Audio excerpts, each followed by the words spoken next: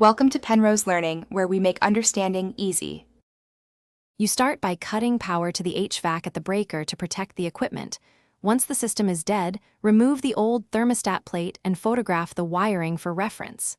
Label each wire with the Nest stickers: W for heat, Y for cooling, G for fan, R for power, C for common, because correct mapping prevents damage.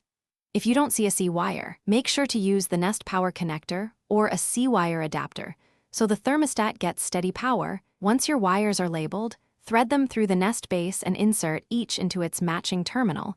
You'll hear a click when each wire is secured. Make sure the base is level using the built-in bubble, then fasten with screws. Use anchors for drywall to keep it stable. After snapping the display onto the base, restore power at the breaker and observe the thermostat's boot sequence. It runs a quick hardware check and will prompt you to proceed with initial configuration in a few moments. You'll complete setup by following on-screen prompts. Choose language, connect to your 2, 4 or 5 GHz Wi-Fi, and let Nest detect whether your system is heat, cool, or heat pump. Confirm its wiring detection so it configures relay behavior correctly. Then install the Google Home app, add the Nest device, apply updates, and set your schedules or eco temperatures.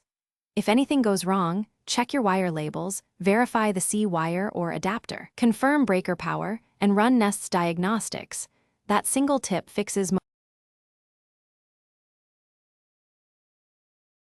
Thanks for watching. If this was helpful, leave a like and consider subscribing. See you next time.